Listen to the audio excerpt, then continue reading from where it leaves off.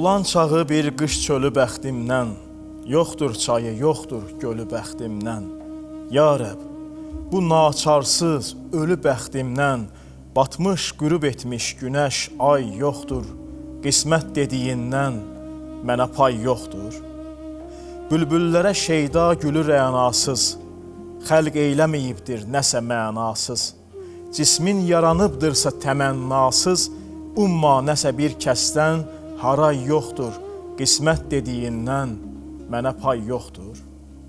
Dünya kimə hərçənd maraq vermiş, bir parça bezindən sonun ağ vermiş. Həzrət Əli 3 dəfə talaq vermiş. Cənnət dediyin yerdə saray yoxdur. Qismət dediyindən mənə pay yoxdur. Salam əziz tamaşaçılar, hər birinizi Ramazan bərəkəti verilişində xoş gördük. Bu gözəl, müqəddəs Ramazan ayında tutduğunuz oruclar, qıldığınız namazlar, etdiyiniz ibadətlər qəbul olunsun inşallah. Dəyərli qonaqlarımızla bugün mənəmçilik, ego və əbədiyyət mövzularını müzakirə edəcəyik. Ego sağlam olduqda insan özünü tanıyır, sərhədlərini bilir, özünü qoruyur. Lakin ego öz funksiyasını aşdıqda egoizm yaranır. Egoist insan yalnız öz maraqlarını düşünür. Başqalarının hissləri, düşüncələri onun üçün önəmli olmur. Əbədiyyət isə insanın fani dünyadan sonra başlayan və heç vaxt bitməyən axirət dünyasıdır. Dəyərli qonaqlarımızla məhz bu mövzuları müzakirə edəcəyik. Qonaqlarımızı təqdim edirəm. Yazıcı, dinşünas Tural İrfan. Xoş gəlmisiniz. Təşəkkür edirəm. Digah Cümə Məscidinin imamı Rıza Salmanov. Xoş gəlmisiniz. Təşəkkür edirəm. İlahi nəğmələr ifaçısı Coşqun Cəfəri. Xoş gəlmisiniz. Təşəkkür edirəm. Hər birinizi salamlayıram. Necəsiz? Necə keçirirsiniz bu gözəl günləri? Çox sağ olun, təşəkkür edirik. Allah xalqımızın, millətimizin tutduğu oruçları, duaları qəbul etsin inşallah. Amin, amin inşallah. İrfan müəllim, elə ilk sualımı sizə vermək istəyirəm. Özünü mükəmməl bilən insan inkişaf edə bilərmi? Şübhəsiz ki, ümumiyyətlə dinlərin də məramı və məqsədlərindən biri kamil insan yetişdirməkdir. İnsanı həm mənəvi cəhətdən, həm də fiziki cəhətdən sağlamlaşdırmaq və onu, necə deyərlər, bəşəriyyətin əşrəfi kimi ləyaqətli bir varlığa çevirməkdir. O cümlədən insanın kamala çatması üçün bir neçə, necə deyərlər, mərhələ keçməlidir. Bu mərhələ növlərindən biri də ibadətlər, itayətlərdir və eyni zamanda insanın mənəvi dünyasını kamilləşdirməsi üçün, din ruhunu daha da təkmilləşdirməsi üçün müxtəlif vasitələrdir. Təbii ki, bu eyni zamanda qeyd etdiyiniz kimi Ramazan ərəfəsinə bu təvafüq edir bizim bu söhbətlərimiz. Elə xüsusən bax bu Ramazan ayının əhəmiyyətindən biri də məhz insanın kamilliyinə xidmət edən bir məsələdir. Həm insanın fiziki cəhətdən, həm də ki, ruhani cəhətdən, mənəvi yöndən insanın kamilləşməsinə xidmət edir. İnsan saflaşır, sağlamlaşır, dualarla, ibadətlərlə, necə deyərlər, səxavəti ilə, öz kəraməti ilə, insanlara sosial münasibəti ilə və eyni zamanda Allaha qarşı olan bağlılığını daha da artırmaqla bir növü kamilləşmiş olur. Təşəkkür edirəm.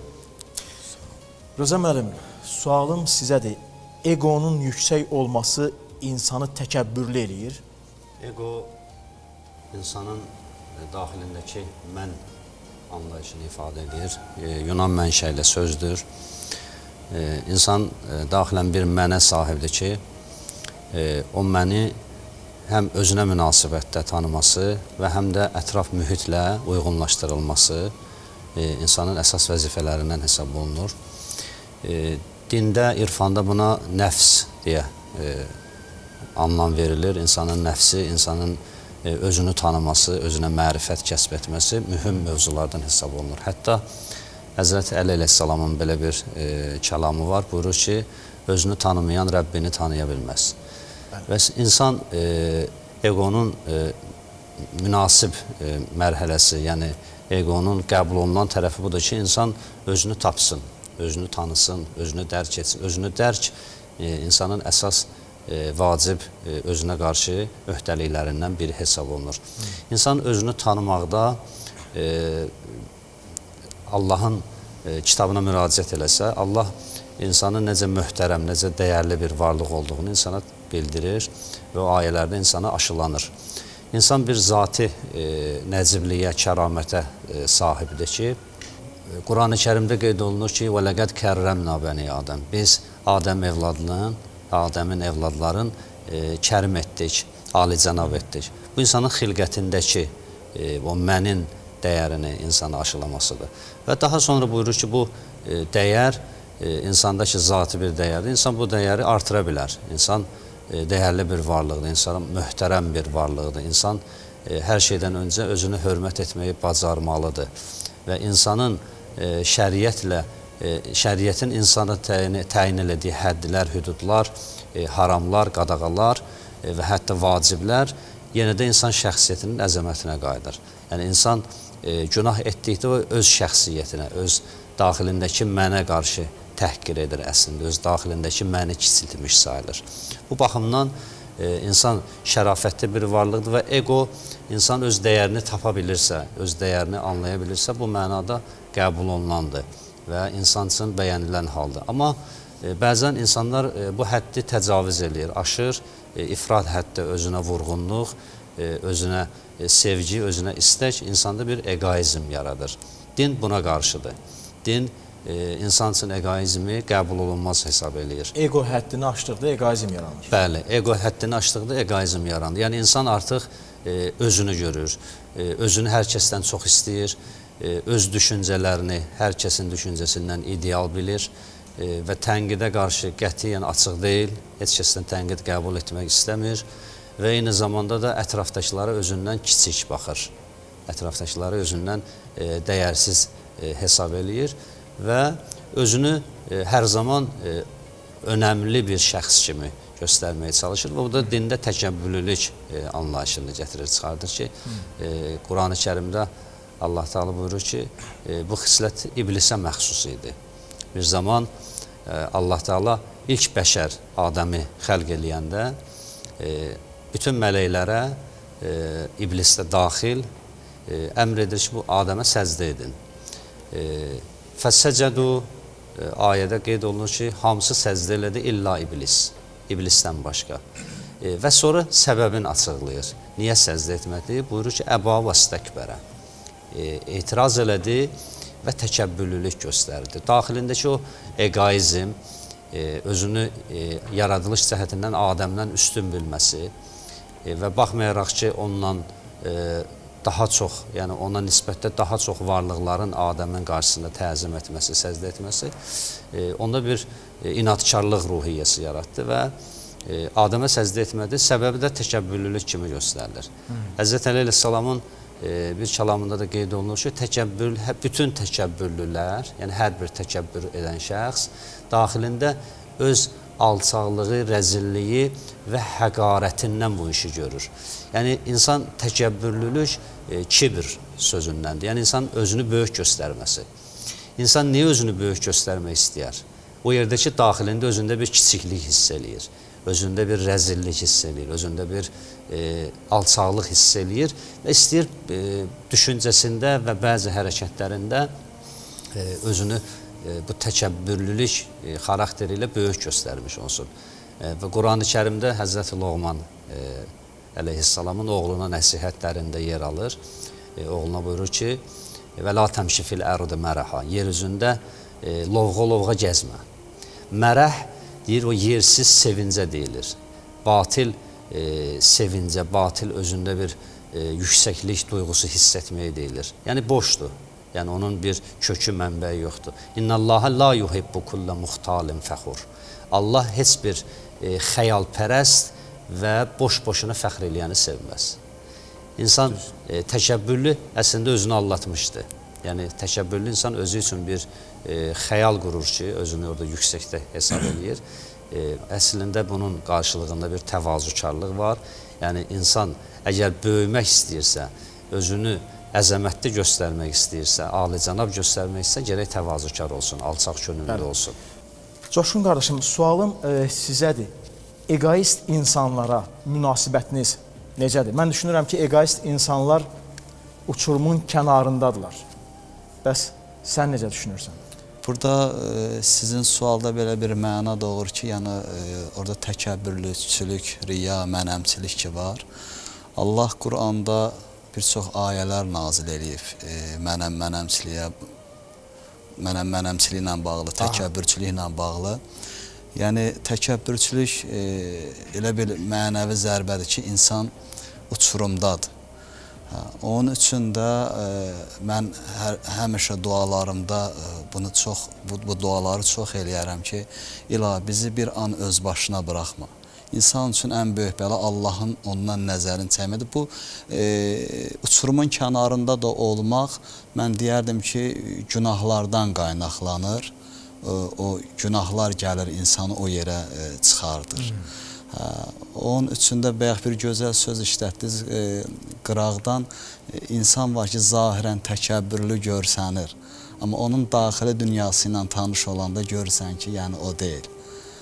Onun üçün də mən deyərdim təkəbbürçülük ən böyük bəyənilməyən xəstəliklərdən biridir. Allah bizi o xəstəliklərdən uzaq eləsin, mənəmçilikdən uzaq eləsin.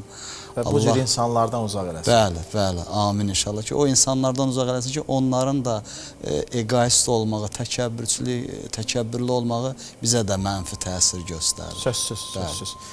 Coşqun qardaşım, bu məqamda sizi eşitmək, dinləmək istəyirik.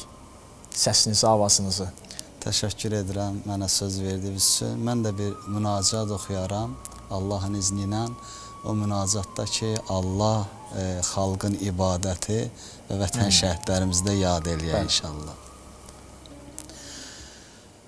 Verilən azanlarıyam, oxunan Qur'anlarıyam, o gözəl xoşanlarım Allah qəbul eyləsin, Allah qəbul eyləsin. Mübarizin şəhadətin, fərdin şücayetin, xalqımın ibadətin Allah qəbul eyləsin, Allah qəbul eyləsin. Polad tək bir insanım, o igid qəhrəmanıyım, torpağa axan qanıyım, Allah qəbul eyləsin, Allah qəbul eyləsin, Allah qəbul eyləsin, Allah qəbul eyləsin. Çox sağ ol əziz qardaş, çox sağ ol. Ürəyinə, səsinə sağlıq. Çox sağ olun. Tural müəllim, sualı sizə vermək istəyirəm. Ego ilə özünü dərk etmə arasında fərq və ya bağlılıq varmı? Ümumiyyətlə, ilahi kitablarda, səmavi kitablarda, Quran-ı Kərimdə daxil olmaqla insanın nəfsani istəklərinə tabi olması qadağan olunur və buna mənfi yanaşılır. Təbii ki, Allah insanı kamil yaradıb və bu zaman onu ixtiyar sahibi edəcəyindən ona bütün xüsusiyyətləri veribdir. Mənfi xüsusiyyətlərdə, müsbət xüsusiyyətlərdə. Ancaq sonradan bəyan edib, sərhədlər qoyub və ilahi kitablar göndərib, peyğəmbərlər göndərib, müəyyən edib hədləri, sərhədləri və insanı azad buraxıb, faili muxtar edibdir. Gərək insan özü seçsin, artıq öz nəfsinə qalib gəlsin. Necə ki, Quran-ı Kərimdə qeyd olunduğu kimi iblislə Adəm Peyğəmbərin əhvalatında ki, cənnətdə xəlq etmişdi Allah, sonra imtihan üçün iblisə də əmr etdi ki, sitayiş edin Adəmə və boyun qaçırtdı, onun təkəbbürü yol vermədi. Nə yazıqlar olsun ki, sonradan o tövbə də etmədi, şübhəsiz ki, ancaq Adəmdən bəhs olunanda qeyd edir ki, o yəni öz səhvini başa düşdü, anladı ki, iblis onu yanıltmışdı və tövbə etdi. Allah da onun tövbəsini qəbul etdi. Ancaq iblis tövbə etmədi. Demək, səhvin, yanlışlığın bir düzəlişi var, qayıdışı var. Ancaq təkəbbürün qayıdışı yoxdur. Bunun nümunəsi iblisdir. Çünki o bir xarakterdir. Onu da dəyişmək çox çətin məsələdir. Bunun üçün insan gərək öz üzərində çalışmalıdır, öz nəfsinə qalib gəlməlidir. Bununla bağlı böyük İslam alimlərinin necə deyirlər, bu mövzuda tövsiyələri var. Eyni zamanda Nəsrəddin Tusinin Əxlaq-ı Nasirin əsərində insanın bir növ psixoloji xüsusiyyətləri, mənəvi xəstəliklərindən bəhs olunur və onların çarəsi də göstərilir orada. Bu xəstəliklərdən biri də məsələn təkəbbürdür. Həsəd, nə bilim, orada müxtəlif cür insanların mənfi keyfiyyətlərindən bəhs olunur. Onlardan da xilas yolları göstərilir. Bu təkəbbürdən də xilas yolları göstərilir. Şübhəsiz ki, indi orada onun müxtəlif proqramlarını verir, insan hansı ibadətlərlə məşğul olmalıdır, necə psixoloji bir növü təlimdir bu. Ancaq hər bir halda təbii ki, bu Quran-ı Kərimdə də göstərilib ki, insan təvazükar olmalıdır, ibadətlərlə, itaətlərlə. Ancaq bir məsələni unutmayaq ki, Allahın adlarından biri də mütəkəbbirdir. Təkəbbürlü olmaq, yəni Allaha məxsusdur. Əgər təkəbbür lazımdırsa, kimsə təkəbbürlük etməyə ixtiyar sahibidirsə, o da aləmləri yaradan Allahdır ki, o öz xilqətinin üzərində öyünə bilər, fəxr eləyə bilər. Ancaq insan fəxr etməməlidir. Bir də ego, egoizm, bu məsələləri gəlin biraz şərq terminləri ilə ifadə eləyək. Bir var qürur, bir var vüqar. İslamda vüqar qəbul olunur, vüqarlı olmaq. Yəni burada bir mənfilik yoxdur. Bir də var ki, qürur, yəni ego, egoizm daha doğrusu. İndi təbii ki, egonun da sonu gəlir egoizmə çıxır. Ancaq vüqarlı olmaqla qürurlu olmaq, təkəbbürlü olmaq tamamilə fərqli məsələlərdir. Şübhəsiz ki, istənilən insanda bu hisslər var. Amma güclü insan, iradəli insan, Tanrıya bağlı olan insan buna üstün gəlir. İbadətinlə, itayətinlə buna üstün gəlir. Və yaxud da hansısa bir mənzərə qarşısında, bir situasiyada o təkəbbür hissi onda da yüksəlir. Onda da qalxır ki, onu az qalır üstələsin. Tutaq ki, övünmək, tutaq ki, haradasa fəxr etmək, haradasa kimisə aşağılamaq. Amma Allaha tanıyan, sərhədləri bilən insan, nəfsinə qalib gəlməyə bacaran adam o mərhələdə dayanır. Bir nəfəsini dərir və Allahı yada salır. Dönür o mərhələdən. Ancaq şübhəsiz ki, zəif insan, iradəsiz insan artıq orada o hədəqadan keçir, necə deyirlər, o sərhəddi aşır və necə ki, bir növü misalı uyğun gəlsə də, gəlməsə də iblisin hadisəsi kimi. Yəni, öz təkəbbürü özünə qənim olur insanların. Ona görə gərək bu mənfi hissləri üstələməyə bacarasan. Həzrət Peyğəmbərin hədislərinin birində də buyurur ki, ən güclü pəhlivan heç də, necə deyirlər, güləşdə, davada qarşı rəqibi yenən deyil. Ən güclü pəhlivan qəzəbləndiyi zaman, təkəbbürləndiyi zaman onu yenən insandır. Yəni, qürurunun qarşısını alan insandır. Təbii ki, elmlə də öyünmək olmaz. Elə iblisin özü mənbələrdə var ki, 40 min il Allaha ibadət eləmişdi. O elminlə öyünürdü ki, həm də fitrətinlə ki, sən məni atəşdən xəlq etmişsən, onu torpaqdan, atəş də torpağı yandırır. Elmi var idi, görün, fəlsəfə yürüdürdü, məntiq yürüdürdü. Elminlə təkəbbür elədi, amma nə fayda? O təvazökarlıq ki, onda yox idi, onun axırını gətirdi, bir rəzil vəziyyətə saldı. O baxımdan gərək insanlar ümumiyyətlə, xüsusilə də bax, bu Ramazan ərəfəsində Ramazanın elə mənasından biri də odur ki, yandıran, günahları yandıran, yəni hərfi tərcümədə Ramazan sözünün bir növü, yəni sel su kimi yuyub aparan, yandıran, məhv eləyən, günahları, egoizmi, təkəbbürü, həsədi, kin-küdurəti, nifrəti yandıran, məhv eləyən, aradan aparan ay deməkdir. Ona görə də insan gərək bu ayda xüsusən çalışsın ki, o mənfi xüsusiyyətlərini yandırsın, mənfi keyfiyyətlərini, nəfsini, nəfsani istəklərini yandırsın ki, deməli, ilahi sevgiyə nail ola bilsin. Tural müəllim, elə bu məqamda bir sual gəldi ağlıma. İblis həqiqətənmi insandan daha mükəmməl yaradılmış bir varlıqdır, yoxsa bu sadəcə iblisin təkəbbürüdür? Bilirsiniz, Allahın yaratdıqlarının hamısı mükəmməldir. Qeyd olunur ki, iblis də Quranda məsələn buyurur ki, Allah insanı torpaqdan yaratdı, cinləri isə atəşdən, oddan yaratdı. Və eyni zamanda iblis də cin tayfasından olan bir məxluqdur Qurana görə. Şübhəsiz ki, Allahın yaratdıqları hamısı kamildir, ancaq insan əşrəfi məxluqat adlandırılıbdır. Bəli, dünyanın əşrəfi insandır. Çünki insanda mələyə xas xüsusiyyətlər də verilib, şeytana xas xüsusiyyətlər də verilib. Bayaq dediyimiz o təkəbbürlük, o həsəd, mənfi xüsusiyyətlər şeytana və heyvana məxsus xüsusiyyətlərdir. Ancaq o ülviyyət, o məhəbbət, o digər müsbət keyfiyyətlər var ki, bunlar da mələklərə xas olan keyfiyyətlərdir. Bax, bu baxımdan insan kamildir. Yəni, insan öz əməli və amalınla, niyyətinlə, məqsədinlə, keyfiyyətinlə iblisdən aşağı da ola bilər, heyvandan aşağı da ola bilər, öz nəfs istəklərinə uyub və mələkdən üstün də ola bilər. O baxımdan insana bu keyfiyyətlər verilibdir. Amma təbii ki, iblis o qədər elmli olmuş olsa da belə, onun artıq o nəfsani istəklərinə uyması, təkəbbür göstərməsi onun aqibətini xeyr eləmədi.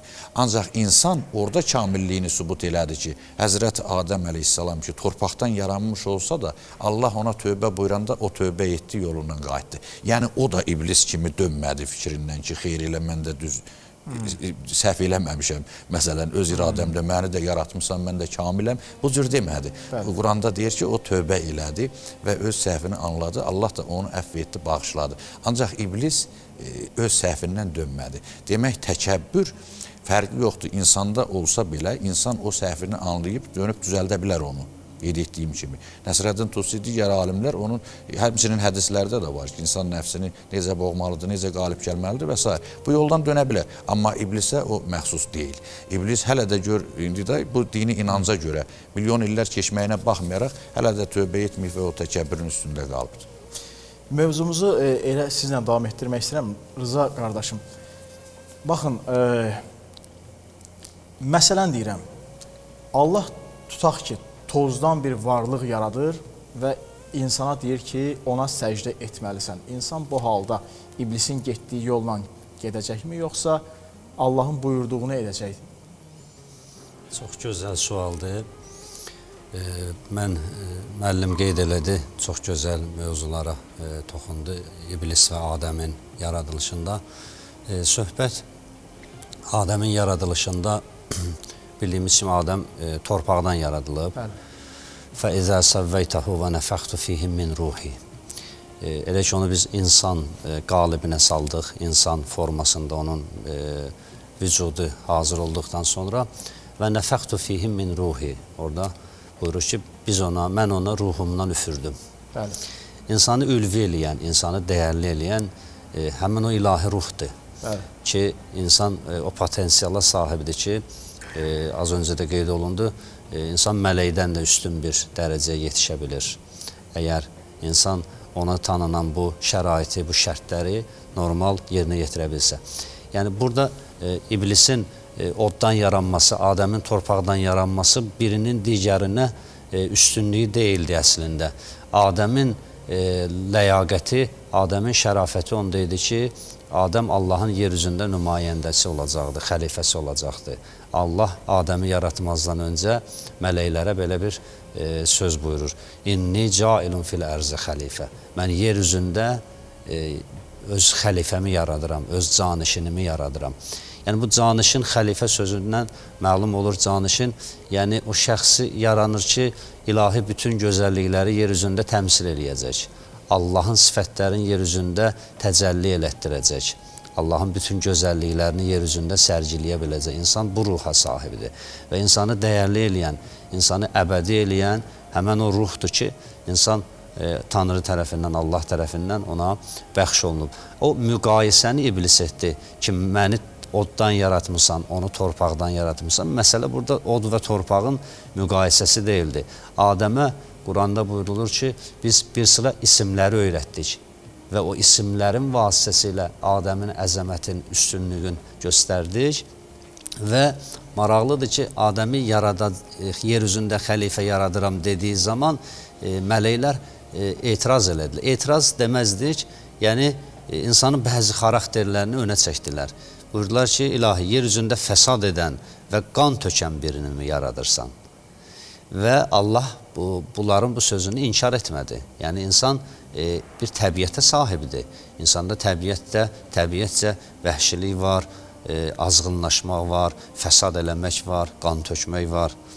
Amma insanda bir gözəl xüsusiyyət var ki, həmən o üfürülmüş ruh, əgər becərilsə, inkişaf elətdirilsə, o ruh cəmiyyəti, dünyanı islah eləyə bilir. O ruh özünü kamala çatdıra bilir. O ruh əbədiləşə bilir. Allah buyurur ki, kullu men aleyha fan. Yeryüzünde her şey fanidir. İlla və yəbqa vəchu rabbikə zülcəlalı vəl-ikram. Və qalıcı, əbədi olan cəlal və ikram sahibi Rəbbindir. İnsan o ruhunu əgər təmiz saxlasa, çirkaba bulaşdırmasa və günah etdiyi zaman dərhal Həzrəti Adəm kimi tövbə eləsə və peşmançılığını bildirsə, paşlansa, Allah əbədiləşməyi, əbədi olmağı həmən insana da vədə verir. Təşəkkür edirəm. Coşqun qardaşım, sualım sənədir. Biz insanlar səhvsiz deyilik, günahsız deyilik. Bəzən təkəbbürlü də ola bilirik, bəzən egonun həddini aşırıq, egoizmə aparıb çıxarır bu bizi. Olubmu ki, haradasa, hansısa bir məclisdə, hansısa bir məkanda təkəbbürlü olmusunuz, kimlərəsə qarşı təkəbbür göstərmişsiniz və sonradan anlamışsınız ki, deyəsən biraz artıq oldu və gedib həmin insandan üzr istəmişsiniz. Hacı, yəni gözəl sual buyurdunuz. Yəni ideal insan yoxdur. Bəli. Hər bir insanın bir günahı var. İdeal olan peyğəmbər və imamlarımızdır. Yəni biz belə deyək də günahdan sığortalanmamışıq. Yəni hər birimizin bir eybi, bir nöqsanı var. Onun üçün də mən deyərdim elə Hacı gözəl buyurdu, ustadlar o qədər gözəl danışdı ki, həqiqətən çətini çəkirəm fikir bildirməyə. Ancaq Ramazan ayının elə mahiyyəti ondan ibarətdir ki, elə insan riyadan, təkəbbürdən uzaqlaşsın. Yəni hər birimizin həyatında olub o adətən görsən o insana o his gəlir, dünyaya görsən bağlılıq ola bilər gələ və yaxud təkəbbürçülük hissi insana gələ bilər. Amma Allah buyurur ki, gözəl olar insan yolun yarısından da olsa belə tövbə eləsin, qayıtsın. Allah o bəndələri sevir. Yəni tövbə qapısı hər zaman açıq. Bəli, fikrimizdə belə bəyənilməyən bir belə əməl olsa belə, o fikrə də belə istiğfar eləməliyik, o fikrə də belə tövbə eləməliyik ki, Allahın rəhmətindən uzaq düşməyək. Allahın Bu məqamda bir ifa istəyirəm səndən. İnşallah mən də boş gəlməmişəm. Allahın iznən bir münacat oxuyaram Ramazanla bağlı. Buyur. Allah xidmətlərimizi bizdən qəbul eləsin inşallah. Amin. Sənin eşqin saadətdir, Ramazan ay Ramazan, adın mahi ibadətdir, Ramazan ay Ramazan. Sənin eşqin saadətdir, Ramazan ay Ramazan, adın mahi ibadettir, Ramazan ay Ramazan. Sen olmazsan olmaz, kalbe sevinç olmaz. Sen olmazsan olmaz, kalbe sevinç olmaz. Mübarek sen mübarek, onu başık sevinecek. Günahım senle tek tek, seni dehri yaratan. Mübarekse mübarek, olu başık sevinecek. Günahım senle tek tek, silir dehri yaradan. Ramazan ay Ramazan, 11 ayın sultanı, Ramazandır Ramazan, dertlerimizin dermanı. Ramazan ay Ramazan, 11 ayın sultanı, Ramazandır Ramazan, dertlerimizin dermanı. Bu ay elleri bağlanır şeytanın, bu ay dehre gelen aydır Kur'an'ın. Bu ay eller bağlanır şeytanın, bu ay dehre gelen aydır Kur'an'ın.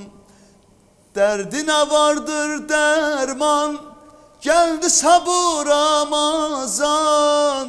Biter min bir kədərlər, açar aydın səhərlər. Məlakələr deyərlər, gəlib Mahi Ramazan. Ramazan ay Ramazan, 11 ayın sultanı. Ramazandır Ramazan, dertlerimizin dermanı. Ay maşallah. Səsinə, ürəyinə sağlıq. Sağ olun, teşekkür Çox sağ ol. ederim. Çok sağ ol. Egodan, mənəmçilikdən çox danışdıq. İstəyirəm əbədiyyət mövzusuna toxunaq. Tural müəllim, əbədiyyət anlayışı İslamda necə izah olunur? Təbii ki, bu dərin mövzudur, eyni zamanda da fəlsəfi mövzudur. Əbədiyyət deyərkən şübhəsiz ki, Allahın, kainatın müəbədiyyətindən söhbət gedir, ümumiyyətlə insanın müəbədiyyətindən söhbət gedir. Bu daha dərin və geniş mövzudur, amma elmi yöndən yanaşmalar var bu məsələlərə, bir də inanc baxımından, dini baxımından. Yəqin ki, bizə daha uyğun olan dinlərin ehtiva etdiyi İslam əqidəsinin eyni zamanda əqaid, kəlam sahəsinin mövzusudur bu. Şübhəsiz ki, bəzi filosoflar, bəzi alimlər aləmin əbədi olduğunu qeyd ediblər ki, vəhdət vücud nəzəriyyəsi, fəlsəfəsi, yəni xaliq də, məxluq da, ümumiyyətlə kainatın əbədiliyi, vəhdət vücud birlikdə. Ancaq bunun əksini iddia edənlər də olubdur.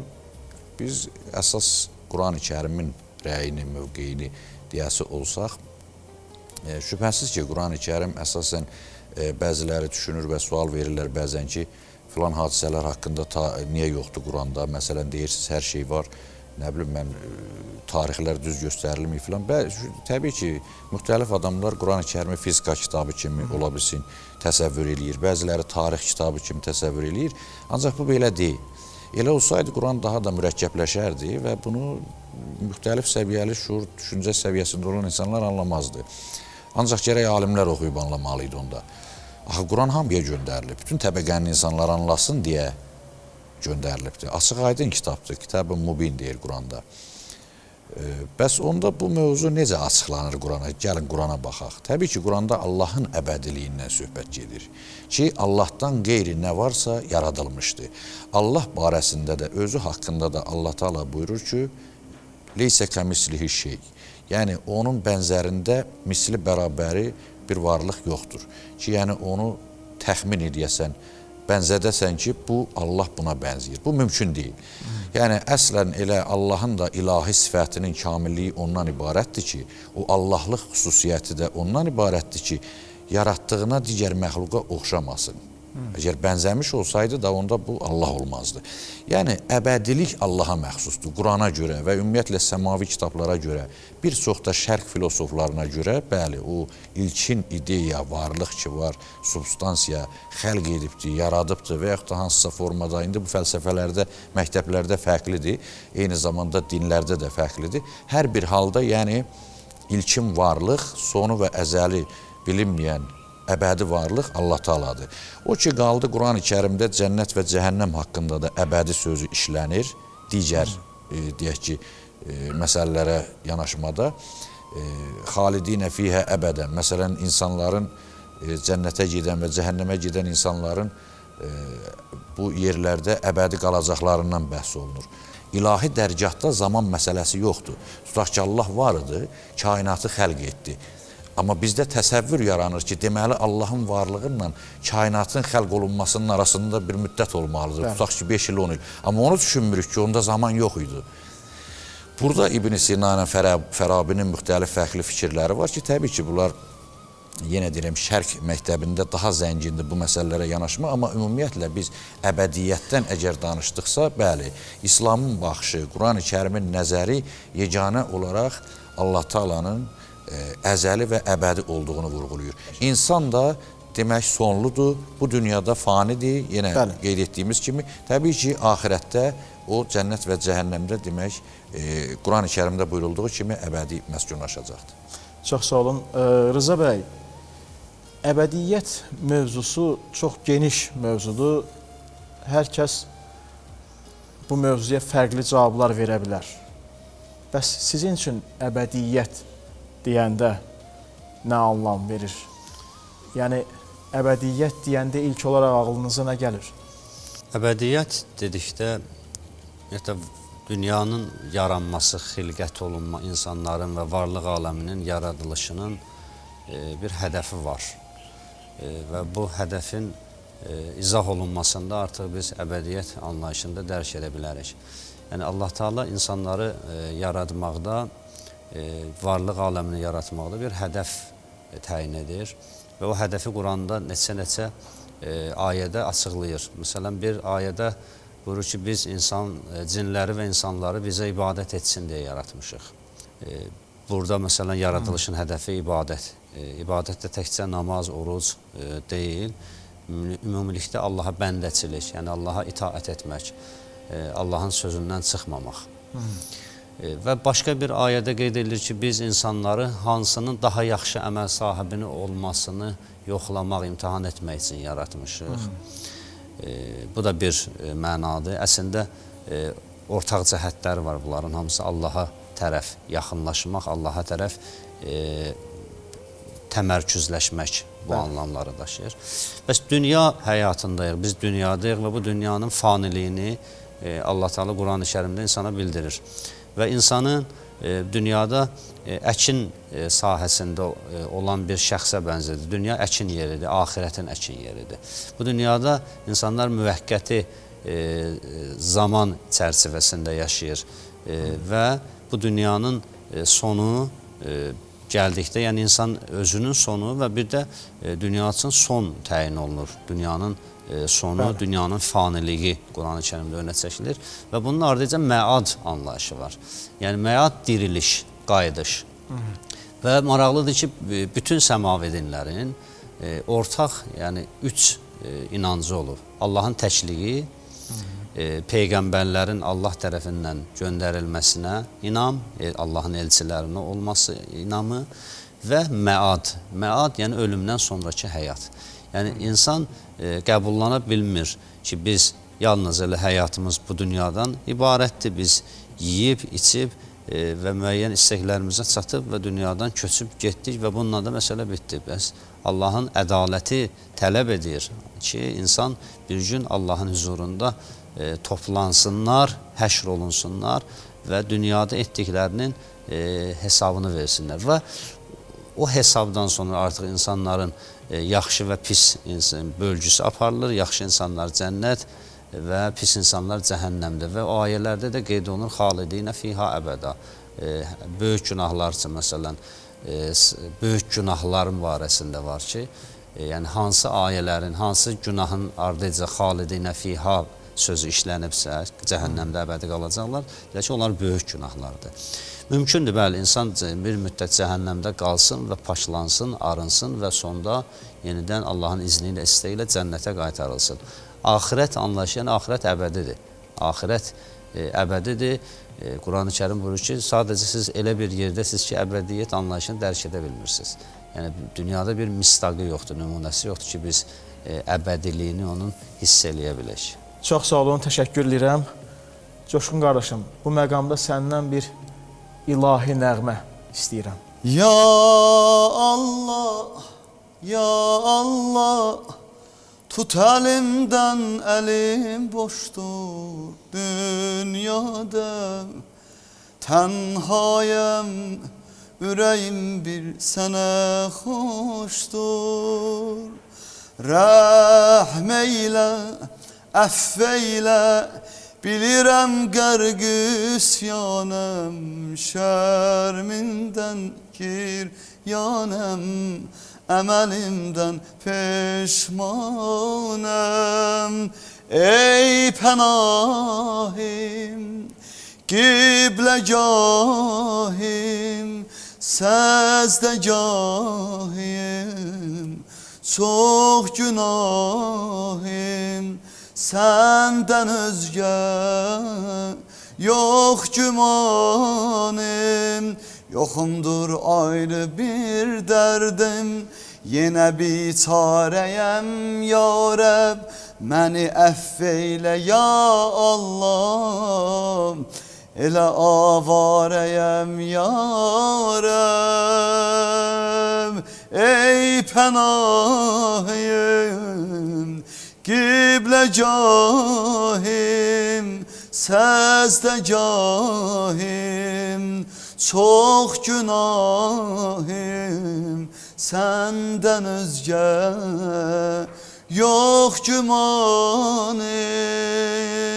İğfir lana ya Allah, Allah Allah ya Allah, İrham lana ya Allah, Allah Allah ya Allah, İğfir lana ya Allah, Allah Allah ya Allah, İrham lana ya Allah, Allah Allah ya Allah. Çox sağ olun. Təşəkkür edirəm hər birinizə. Sağ olun ki, dəvətimizi qəbul edib gəldiniz. Gözəl söhbətlərinizlə verilişimizi daha da gözəlləşdirdiniz. Düşünürəm ki, bu söhbətlərdən həm dəyərli tamaşaçılarımız feyz ala bildilər, həm də faydalandılar. Çox sağ olun bir daha.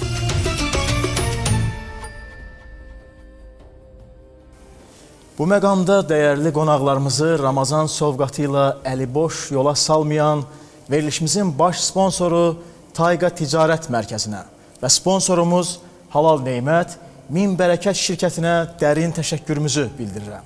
Verilişimizin xüsusi sponsoru Herbaflora şirkətinə və sponsoru İgidoğlu Travelə təşəkkürümüzü bildirirəm. Verilişimizin ərsəyə gəlməsində bizə dəstək olan, məni bu gözəl geyimlərlə təmin edən Elmas kişi geyimlərinə, heyətimizi öz dadlı, ləziz yeməkləri ilə təmin edən Qovurma ailəvi restoranına və Aliyoğlu mebel salonuna təşəkkürümüzü bildirirəm. Tayqa Ticarət Şirkəti ərzaq, meyvə, təsərrüfat mallarının topdan və pərakəndə satışı ilə məşğul olur. Şirkət öz məhsullarını münasib qiymətə satır, mütəmadi endirimlər edir. Tayqa Ticarət Şirkəti hazırda topdan satış sahəsində müxtəlif dərəcəli restoran, otel, mağaza və sair istehsal müəssisələri ilə əməkdaşlıq edir. Sifariş olunmuş malları operativ olaraq müştərilərinin ünvanlarına çatdırır. Baş sponsor Şahbulov düyüləri. Bol artımlı, yüksək keyfiyyətli 1121 ölçüsündə olan basmatı düyüdür. Süfrələrimiz cənnət ətirli Şahbulov düyüləri ilə təravətlənsin. Baş sponsor Hacı Seylon çayları. Hacı Seylon çayları Şirlankanın bərəkətli torpaqlarında yetişdirilən çay kollarının pöhrələrindən yığılaraq yüksək texnologiyalarla istehsal olunur.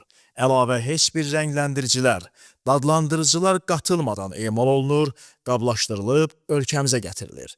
Zəngin aroması, qızılı rəngi ilə Hacı Seylon çayları ruhunuza istilik gətirəcək.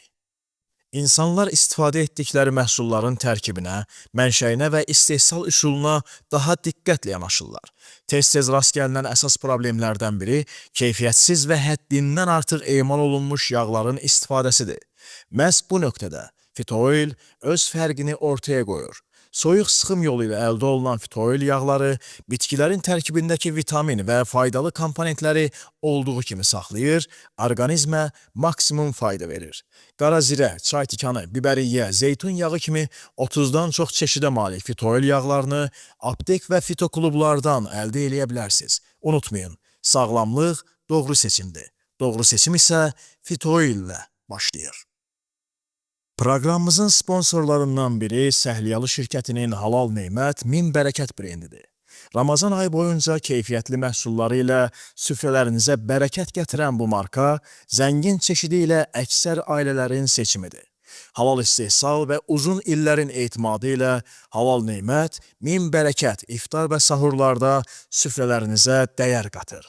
Süfrəniz bol, Ramazan ayınız xeyirli və bərəkətli olsun. Halal Neymət, Min Bərəkət, illərlə qazanılmış güvən. İgidoğlu Travellə hüzura səyahət imkanı. ölkə daxilində və ölkə xaricində olan müqəddəs məkanların ziyarətinin qrup şəklində təşkili, ümrə ziyarəti, müqəddəs Məkkə və Mədinə şəhərlərinə səyahəti İgidoğlu Travel ilə həyata keçirin. Peşəkar bələdçi xidməti, qidalanma qiymətə daxildir. Turlar il boyu təşkil olunur. Gülərüz personalımızla xidmətinizdəyik. Yerlər məhduddur. Elə indi zəng eləyin. Əlaqə nömrəsi 050 430 75 75. Qrup rəhbəri Hacı Rıza İgidoğlu. Bəxtiyar Vahabzadənin şeirində belə bir misra var. Bir ondan razıyam ki, özümdən narazıyam. Egoist insanlar isə əksinə, daima özlərindən razı olan insanlardır. Gördüyümüz işləri, tutduğumuz əməlləri Allaha xatir edək ki, Allah bizdən razı olsun və əbədi olacağımız yer cənnət olsun inşallah. Beləliklə daha bir verilişimizin sonuna gəlib çatdıq, lakin verilişimizi sonlandırmadan öncə dəyərli qonaqlarımızdan birindən rica eləyəcəm, gözəl bir dua oxusun, elə bu dua ilə də verilişimizi yekunlaşdıraq. Rıza bəy, rica edirəm. Allah bu ayda tutulan oruclarımızı, olunan ibadət, dualarımızı, münacatlarımızı öz böyüklüyü xatirinə hər kəsdən qəbul eləsin. Amin. Allah bu ayın hörməti, əzəməti xatirinə bütün xəstələrimizə, qazilərimizə acil şifalar inayət eləsin.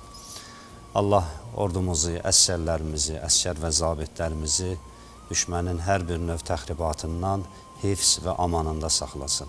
Amin. Allah vətənimizin, torpağımızın azadlığı, bütövlüyü uğrunda verilən şəhidlərimizin məqamını uca edib, onların ruhunu xalqımıza duaçı qərar versin.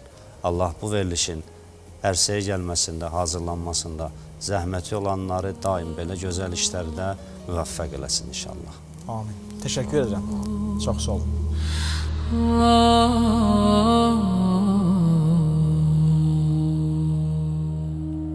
Ramazan geldi, gönüller nurla doldu. Dualar göylere kalktı, kalp açıldı. Oruçlukla nefs sustu, ruh çaldı. Bu ayda her bir günah sanki azaldı. Hoş geldin Ramazan, süfremizde bereket, evimizde nur. Geceler ibadetle olur çok məğrur. Ramazan ayı gelende kalp olur huzur. Dua ettik Allah'a versin bize sürur.